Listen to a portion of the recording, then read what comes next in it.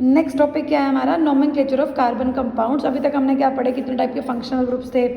अब क्या करेंगे हम, उन फंक्शनल ग्रुप्स को, उन सफिक्स प्रीफिक्स कहाँ पर लगाने और कैसे फॉर्मेशन होगी। तो naming a carbon compound can be done. सबसे पहले क्या करोगे, identify the number of carbon atom in the compound. A compound having 3 carbon atom would have the name propane. पढ़ा ना अभी हमने, 3 कार्बन के लिए क्या यूज करते हैं, प्रोप। सिंगल बॉन्ड के लिए क्या आएगा, N. In case of functional group is present, it is indicated in the name of compound with either a prefix or suffix. If the name of functional group is to be given as a suffix and the suffix of the functional group begin with the word A, E, O, I, O, U, then the name of the carbon chain is modified by deleting the final E and adding the appropriate suffix. Like वो आता है तुम्हारा जैसे propane, propane था और हमारा suffix क्या है, ऑन, ठीक है, तो क्या बन गया, propanone.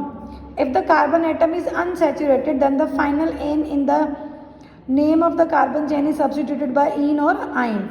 For example, a 3 carbon chain with a double bond would be called propene, और अगर वो ट्रिपल बॉन्ड होगा तो क्या बोलेंगे हम इसको, प्रोपाइन। ठीक है, तो ये कुछ एग्जाम्पल्स हैं जो हम इसके अंदर कैसे इसको सॉल्व करेंगे, हाउ टू नेम दैट, ठीक है, अकॉर्डिंग टू IUPAC। कितने कार्बन है अभी यहाँ पे ध्यान से देखना। फर्स्टली तो हम क्या करते हैं, लॉन्ग चेन्स को फाइंड आउट करते हैं, कितनी बड़ी लॉन्ग चेन है ये हमारी, ठीक है, ये ब्रांच होगी। अब कितने कार्बन है, आप यहाँ से काउंट कर लो चाहे यहाँ से काउंट कर लो, तो क्या नंबरिंग आएगी, 1 2 3 4 5। अब 3 के ऊपर चाहे यहाँ से भी करोगे ना, 1 2 3, 3 के ऊपर क्या आता है, मिथाइल ग्रुप। 3 के ऊपर क्या आता है, मिथाइल ग्रुप। 3 मिथाइल और 5 चेन में हो गए, तो 5 के लिए क्या यूज़ करते हैं हम, पेंट। पेंट सिंगल बॉन्ड है, क्या बन गया, एन।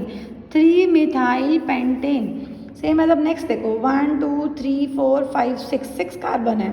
अगर आप यहाँ से काम करोगे लॉन्ग चेन में, जो भी ब्रांच में हो ना वो शॉर्ट नंबर पे आना चाहिए। यहाँ से काउंट करोगे तो यहाँ 2 पे आ रहा है, यहाँ से काउंट करोगे तो ये 5 पे आ रहा है।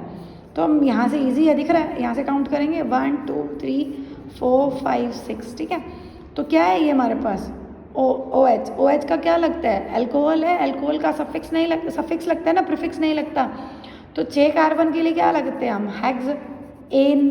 अब ई हटा के ओल है ना, अभी पीछे आपने रूल पढ़ा, क्या बना, हेक्सेनोल। अगर ज़्यादा हो तो आप यहाँ क्या लिख सकते हो, हेक्सेन 2 ओल, इस टाइप से भी लिख सकते हो। अब देखो 1 2 3 4 5 की हमारी चेन है, 2 और 3 पे क्लोरीन ग्रुप आ रहे हैं, 1 2 3, 2 पे भी क्लोरीन, 3 पे भी क्लोरीन। क्लोरीन नहीं बोलेंगे बट हम इसको क्या बोलेंगे, 2 3, 2 बार है तो क्या लिखेंगे, डाई। 3 बार होता तो ट्राई लिखते, क्लोरो। क्या आया, कितने कार्बन है, 1 2 3 4 5 के लिए क्या यूज़ करते हैं हम, पेंटेन, ये बन जाएगा इजीली। अब देखो यहाँ क्या दिख रहा है आपको, ट्रिपल बॉन्ड, 1 2 3 के लिए क्या होता है, प्रोप। ट्रिपल बॉन्ड के लिए क्या आएगा, आइन। फिर यहाँ पे क्या है, डबल बॉन्ड, प्रोप इन। यहाँ पर अब देखो क्या दिख रहा है, CO क्या है, कीटोन ग्रुप। 3 कार्बन है तो 3 के लिए क्या लिखा हमने, प्रोपेनोन। क्या बना, प्रोपेनोन, ठीक है। उसके बाद 1 2 3 4 5 6, कितने हो गए, 1 2 3 4 5 6। अब इधर से काउंट कर लो चाहे इधर से काउंट कर लो, ये ऑल है, ये मिथाइल है, ठीक है। तो ये तो सफिक्स लगेगा लास्ट में, तो हम यहाँ से इसकी नंबरिंग स्टार्ट करेंगे। तो क्या बना, 2 पे मिथाइल हेक्सेन नोल, 1 2 3, 2 के ऊपर क्या है, ब्रोमो, 2 ब्रोमो, 3 हमारे पास स्ट्रेट चेन में है, प्रोपेन, ये बन जाएगा, ठीक है। अब ये तो थे कि फॉर्मूलाज ऐसे आएंगे, आपको नेमिंग करनी है। नेमिंग लिखी हो तो आपको फॉर्मूला बनाना, वो बनाना है चेन में। हेक्सेनल, अब नल में ना जो CHO वाला है वो भी कार्बन काउंट होगा। कहीं नहीं लिखा ना कि कहाँ पे पोजीशन पे है, 2 पे है, 3 पे है, या एक्स्ट्रा में है। तो सीक्वेंस याद सीधा चाहे यहाँ लगा दो चाहे यहाँ लगा दो, 6 कार्बन लिखो, लास्ट में CHO बना के बना सकते हो। Butanone, CH3 C double bond हो, CH2 CH3, ये क्या है, 6 कार्बन है। अब यहाँ भी कहीं मेंशन नहीं है कि कहाँ लगाना है ये ट्रिपल बॉन्ड, चाहे आप यहाँ लगा दो, पर वो बैलेंस देख लेना, हाइड्रोजन इक्वल होनी चाहिए। तो क्या बन गया, हेक्स। 6 कार्बन थे तो हेक्स, ट्रिपल बॉन्ड है तो ये क्या बना, हेक्साइन। ठीक है। Chemical properties of carbon compounds. Combustion क्या होता है, अब हम इसको थोड़ा सा एनसीईआरटी से जाके करते हैं, बिकॉज आपकी जो क्वेश्चंस आएंगे वो एनसीईआरटी के इंटरनल आएंगे। कंबशन क्या होता है, किसी भी चीज़ को बर्न करना, burn in oxygen to give carbon dioxide along with the release of heat and light. कि जो भी चीज़ बर्न होती है कार्बन डाइऑक्साइड रिलीज करती है, हीट और लाइट प्रोड्यूस करती है। If suppose in your body respiration हो रहा है तो वहाँ पर क्या प्रोड्यूस होगी, CO2 प्रोड्यूस होगी, प्लस क्या प्रोड्यूस होएगी, हीट प्रोड्यूस होएगी। ठीक है, उस प्रोसेस को हम क्या बोलते हैं, एक्सोथर्मिक रिएक्शन, जहाँ पर हीट प्रोड्यूस हो रही है। ठीक है। Most carbon compound release a large amount of heat and light on burning. Like अगर आप सिंपल कोल की सी क्या है, कोल या वुड को अगर ऑक्सीजन की प्रेजेंस में बर्न करते हो तो वो हीट और लाइट की, वुड जलती है तो लाइट प्रोड्यूस करती है, अब साथ में बैठोगे तो उसकी हीट भी निकलेगी, और मेन कौन सी गैस निकलती है, CO2। इफ़ अगर ऑक्सीजन ना मिले उसको कम्प्लीटली तब कौन सी गैस प्रोड्यूस करता है, CO। ठीक है। फिर आता है CH4+ में O2, मीथेन, अल्कोहल, कुछ भी। इसने यहाँ बोला ना कि most carbon compounds release a large amount of heat and light, तो वो लास्ट में अल्टीमेटली क्या, कुछ भी ऑक्सीजन की प्रेजेंस में बर्न हो रहा है, that will produce CO2, H2O और लाइट, हीट एंड लाइट। अब यहाँ पे अल्कोहल था तो इसने वाटर भी आया, ठीक है, H2O यहाँ पर भी, बिकॉज हाइड्रोजन आ गया यहाँ पर, हाइड्रोजन में इसके साथ क्या प्रोड्यूस हो रहा है, वाटर भी। फिर अब क्या बोलता है ये, सैचुरेटेड हाइड्रोकार्बन्स जो होते हैं that gives generally gives a clean flame. Saturated hydrocarbon, saturated कौन से, कार्बन कार्बन सिंगल बॉन्ड, क्या देंगे हमें जब हम उसको बर्न करेंगे तो clean flame, while unsaturated hydrocarbon will give you a yellow flame with the lots of black smoke. ये क्वेश्चन आता है, कई बार पूछ लेते हैं वन वर्ड में या आपके केस बेस्ड में, एजर्शन में, कि वो कौन सा कलर देता है और वो कौन सा कलर देता है। फिर आता है this results a sooted deposit on the metal plate in activity 4.3। Activity में क्या बोल रहा है, take some carbon compounds naphthalene, camphor, alcohol, one by one on a spatula and burn them. ठीक है, नैप्थलीन लेनी है, घर में आप कर सकते हो, कैम्फर लेना है, अल्कोहल नहीं लेना तुमने। Observe the nature of the flame and note whether smoke is produce and the place of metal above the flame, is there a deposition on the plate in case of any of the compound. तो क्या होगा, this results अ सूटी deposit. सूटी मतलब एक thick सी layer, black सी layer उसके ऊपर form हो जाएगी। Limiting the supply of air result in the incomplete version. अब चाहे वो हाइड्रोकार्बन सैचुरेटेड हो चाहे अनसैचुरेटेड हो, अगर वहाँ पर ऑक्सीजन की सप्लाई प्रॉपर नहीं हो पा रही तो क्या होगा, दैट विल गिव अ सूटी flame. So gas and kerosene stove used at the home, inlets for the air, is that for the sufficient? हमारे घर में जब गैस स्टोव्स होते हैं केरोसिन वाले या वो, अगर उनके अंदर जो उसके पोर्स होते हैं वो क्लोज हो जाएं तो क्या होगा, जितने भी हमने उसके ऊपर यूटेंसिल रखे होंगे वो क्या हो जाएंगे, ब्लैक कलर के हो जाएंगे। ठीक है, वो जो सूटी फ्लेम है वो उसके ऊपर डिपॉजिट हो जाएगी। ठीक है, और अगर नहीं सही से आ रही होगी, कम्प्लीटली बर्न होगा, that will give you a blue flame. If you observe the bottom of the cooking vessel getting blackened, it means that air holes are blocked and fuels is getting wasted. Fuels such as coal and petroleum have some amount of nitrogen and sulfur. अब ये भी कई बार पूछ लेते हैं कि कोल और petroleum में क्या क्या प्रेजेंट होता है, कुछ अमाउंट नाइट्रोजन भी होता है, कुछ सल्फर भी होता है। इनके कंबशन से क्या फॉर्म होते हैं, formation of oxides of sulphur. Sulphur के ऑक्साइड क्या होंगे, SO2, SO3, SO4। नाइट्रोजन के क्या होंगे, nitrate, nitrides, which are major pollutants in the environment. जो HNO3 है एयर में प्रेजेंट होता है, वो किसकी वजह से, बिकॉज सबसे मैक्सिमम अमाउंट एयर में क्या है, नाइट्रोजन है। ठीक है, सेकेंड आता है ऑक्सीडेशन। ऑक्सीडेशन में यहाँ एक एक्टिविटी दी हुई है, take 3 ml of ethanol in a test tube and warm it gently in a water bath. Water bath एक स्टील का यूटेंसिल टाइप होता है, उसके अंदर रख के आपको इथेनॉल को टेस्ट ट्यूब में डाल के गर्म करना है, हॉट करना है। And add a 5% of solution of alkaline potassium permanganate drop by drop to this solution. Does the colour of potassium permanganate persist when it is added initially, या colour कुछ change होगा या रहेगा। Why does the colour of potassium permanganate does not disappear when the excess is added. जब उसमें और add करोगे तो जो पोटेशियम पर मैग्नेट का जो कलर है वो डिसअपियर क्यों नहीं होगा। अब देखो क्या है कि यहाँ पर क्या लिया उसने, अल्कोहल लिया, अल्कोहल 3 ml ऑफ क्या लिया, अल्कोहल में। तो अल्कोहल में भी कौन सा लिया, 2 कार्बन है, तो क्या आता है, इथेनॉल। इथेनॉल को KMnO4 और K2Cr2O7 में कितना डाला, 5% डाला। तो ये क्या बन गया, इथेनॉल से क्या बना, इथेनोइक एसिड, इथेनोइक एसिड। अब जब इथेनॉल से इथेनोइक एसिड बना तो that substance are capable of adding oxygen to the others, these are called, क्योंकि ऑक्सीजन ऐड हो रही है, ये जो सब्सटेंसेस हैं ये क्या कर रहे हैं, इसमें ऑक्सीजन को ऐड कर रहे हैं, ठीक है। जब ऑक्सीजन ऐड होगी तो उनको हम यहाँ पे क्या बोल रहे हैं, these substance are known as oxidising agent. Water heat भी रिलीज हो रही है, साथ में वाटर भी रिलीज होगा। Alkaline potassium permanganate or acidified potassium dichromates are the oxidizing alcohol to acids, and this adding oxygen to the starting material, hence they are known as oxidizing agent. Addition reaction क्या होती है, अब किसी भी चीज़ को add करना, ठीक है। एडिशन रिएक्शन में जो अनसैचुरेटेड कार्बन कंपाउंड्स हैं, like triple bond, like double bond, तो इनके पास डबल बॉन्ड है, इनके बॉन्डिंग कैसे टूटेंगी, एडिशन ऑफ हाइड्रोजन। क्या करेंगे हम यहाँ पर, एडिशन ऑफ हाइड्रोजन। जब हम इसमें हाइड्रोजन को ऐड करेंगे तो डबल बॉन्ड से वो अनसैचुरेटेड से क्या हो जाएगा, सैचुरेटेड। लाइक हमारे घर में ऑयल आता है, वो क्या है, अनसैचुरेटेड है। आप उसको बार बार गर्म करोगे तो क्या होगा, उनके अंदर सैचुरेशन आ जाएगी, जो उसके बॉन्ड्स हैं वो टूट जाएंगे। अब वही सेम बॉन्ड यहाँ टूट रहे हैं, ठीक है, कि C डबल बॉन्ड C था, क्या ऐड करना है आपने यहाँ पे, ये क्वेश्चन पूछ देते हैं। रिएक्शन हाफ दे दी, निकल और पैलेडियम, निकल और palladium.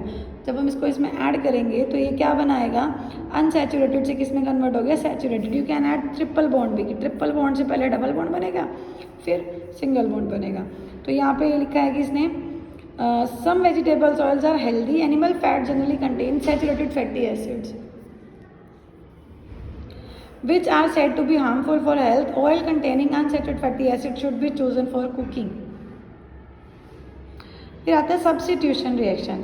Saturated hydrocarbons are fairly unreactive and are inert. क्यों होंगे inert, देखो inert क्या होता है, जिसका आउटरमोस्ट शेल कंप्लीट है। अब ये बेचारे एक सिंगल बॉन्ड बना के आराम से बैठे हैं। In the presence of most reagent, however, in the presence of sunlight, chlorine is added to hydrocarbon in a very fast reaction. Chlorine जो है can replace the hydrogen atom 1 by 1 is called substitution reaction. कि methane, ethane, propane, butane कुछ भी हैं, ये क्या हैं, saturated hydrocarbon हैं। इसमें आप क्लोरीन को सनलाइट की प्रेजेंस में अगर इसको रख देते हैं तो उसके साथ कंबाइंड होके क्लोरीन ऐड हो जाएगा और HCl रिलीज हो जाएगा। One type of atoms or a group of atoms taking the place of another, a number of products are usually formed with the higher homologous of alkanes. तो उनमें तो और ज़्यादा बनेंगे। हायर होमोलोगस एल्केन्स क्या हैं, यही प्रोपेन, ब्यूटेन, पेंटेन, और इसके साथ जब कंबाइन करेगा। अब आते हैं कुछ इंपॉर्टेंट कार्बन कंपाउंड्स, इथेनॉल और इथेनोइक एसिड। इथेनॉल क्या है, liquid at room temperature. Ethanol is liquid at room temperature for the melting and boiling points of ethanol is commonly called alcohol and is an active ingredients of all alcoholic drinks. जितने भी alcoholic drinks है उसमें ethanol नहीं होता है, methanol नहीं होता, because methanol is highly poisonous. In addition, because it is a good solvent, it is used as in a medicine. अब ये क्वेश्चन पूछ रहे थे कहाँ कहाँ यूज़ होता है, टिंक्चर आयोडीन बनाने में, कफ के सिरप बनाने में, मेनी टॉनिक्स। जितने भी कफ सिरप्स होते हैं ना, उसको पी के कई बार हमारे को नींद सी आने लग जाती है, तो उसमें क्या है, इथेनॉल की अमाउंट प्रेजेंट होती है, कईयों में ज़्यादा भी होती है। Ethanol is also soluble in water in all proportion. आप थोड़ा डालो, आप 10 ml डालो, आप 20 ml डालो, 100 ml में, वो मिक्स होकर अपना एक प्रपोर्शन, एक डिफरेंट उसकी क्वान्टिटी बना देगा। Even though this practice is condemned, it is socially widespread practice. Intake of even a small quantity of pure ethanol, अगर कोई by chance pure ethanol P ले तो वो लीदल मीन्स उसकी डेथ भी हो सकती है, ठीक है। अब इथेनॉल की रिएक्शन किस किस के साथ है, इथेनॉल किस किस से रिएक्ट करता है, सोडियम मेटल है, ठीक है। सोडियम मेटल में हमने इथेनॉल ऐड कर दिया, इथेनॉल में सोडियम मेटल डाल दिया, तो क्या बना, सोडियम इथोक्साइड। अब क्या हुआ, सिर्फ एक H अलग हो रहा है, क्या बना रहा है, हाइड्रोजन गैस बना रहा है और ऑक्सीजन उसके साथ बाइंड हो रहा है, CH3 CH2ONA, क्या बना, sodium ethoxide. Alcohol react with the sodium leading to the evolution of hydrogen. अब ये पूछेगा अल्कोहल जब सोडियम के साथ रिएक्ट करता है तो क्या प्रोड्यूस करता है? सोडियम इथोक्साइड तो बन ही रहा है, कौन सी गैस प्रोड्यूस कर रहा है? Hydrogen gas with ethanol, and the product is sodium ethoxide. ठीक है, and reaction to give unsaturated compounds. और कुछ जब हम इसके अंदर इथेनॉल में कंसनट्रेटेड H2SO4 डालेंगे तो ये क्या बना रहा है? Unsaturated hydrocarbon. अभी पिछले टॉपिक में आपने क्या पढ़ा? अनसैचुरेटेड से सैचुरेटेड कैसे बनाएंगे? जब उसमें हाइड्रोजन को ऐड करेंगे प्लस किनकी प्रेजेंस में, कौन सा कैटालिस्ट लेंगे हम? निकल और पैलेडियम। यहाँ पे क्या लिया हमने? हॉट कंसनट्रेटेड H2SO4 जो इथेनॉल को इथीन के अंदर कन्वर्ट करेगा, प्लस क्या रिलीज कर रहा है, क्योंकि यहाँ पे OH है तो OH क्या रिलीज करता है? उसके एक H यहाँ से, देखो CH2 डबल बॉन्ड CH2 है ना, इसके पास एक H यहाँ फालतू था और 2 H यहाँ हो गए, तो क्या बन गया? H2O। ठीक है, नेक्स्ट आता है properties of ethanoic acid. Ethanoic acid is commonly called acetic acid and belongs to the group of carboxylic acid. ठीक है, 5 to 8, ये बहुत बार MCQ आता है पेपर में, 5 to 8% of solution of acetic acid in water is called vinegar. ये पूछ लेंगे विनेगर की कंसंट्रेशन कितनी होती है एसिटिक एसिड की? उसमें वाटर में 5 to 8% एसिटिक एसिड क्या बनाता है? विनेगर। इसको क्या बोलते हैं हम? सिरका भी बोलते हैं। It is commonly used as a preservative in pickles. जितने भी मार्केट के पिकल्स आते हैं ना, उनके अंदर यही प्रेजेंट होता है विनेगर, और चाउमीन में या जो भी आप चीज़ें खाते हो इस टाइप की, तो उसमें भी यूज़ होता है। Melting point of pure ethanoic acid. Ethanoic acid का मेल्टिंग पॉइंट कितना है? 290 केल्विन। 273 तो नॉर्मल 0 डिग्री, तो उतना से ऊपर जितना है वो इसका मेल्टिंग पॉइंट।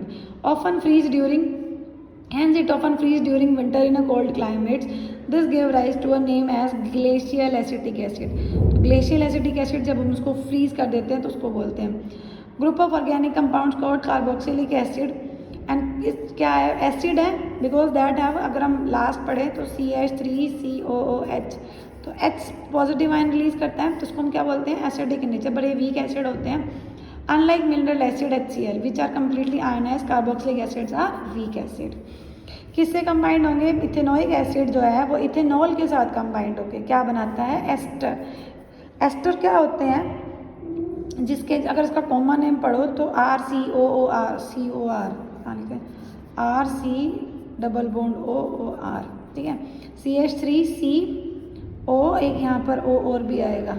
ठीक है, CH2 CH3, उसको हम क्या बोलते हैं? एस्टर्स। ठीक है, एस्टर्स आर स्वीट स्मेलिंग। अब एस्टर कैसे होते हैं? Sweet smelling, used in perfumes, flavouring agents, on treating with the sodium hydroxide which is an alkali. तो ester is converted back to alcohol. अगर इसको आप दोबारा से सोडियम हाइड्रोक्साइड से रिलीज करोगे तो ये फिर से अल्कोहल बना देगा, and sodium salt of carboxylic acid. This reaction is known as saponification. Saponification mean soap formation, because it is used in the preparation of soap. Soap are sodium or potassium salts of long chains of carboxylic acid. तो ये देखो ester था, ester में क्या add किया? एक second, sodium hydroxide, तो क्या बन गया? अल्कोहल और sodium ethoxide, sodium acetate, sorry sodium acetate form करेगा। अब रिएक्शन विद द बेस, अगर आप एसिटिक एसिड को बेस से रिएक्ट करते हो तो फिर से वही बना रहा है CH3CONA, सोडियम इथेनोएट, और वाटर रिलीज करेगा। उसके बाद क्या था लास्ट? हाँ, reaction with carbonates and hydrogen carbonates. Carbonates और हाइड्रोजन के कार्बोनेट्स, कार्बोनेट्स क्या हो गए? Na2CO3, NaHCO3 क्या हो गया? Hydrogen carbonates. किस एसिटिक एसिड जब इनसे रिएक्ट करता है तो सोडियम इथेनोएट यहाँ भी बना रहा है, सोडियम इथेनोएट यहाँ भी बना रहा है, प्लस वाटर प्लस CO2 ये प्रोड्यूस करेगा। वाटर ऑक्सीडाइजिंग एजेंट्स, ये भी आपने पीछे पढ़ा कि जो एजेंट्स उसके अंदर ऑक्सीजन को ऐड करने का काम करें उनको हम क्या बोलेंगे? Oxidising agents. अब लास्ट टॉपिक हमारा क्या है? Soaps and detergent. Soaps and detergents के अंदर क्या होती है? एक लॉन्ग हाइड्रोकार्बन चेन होती है और सोडियम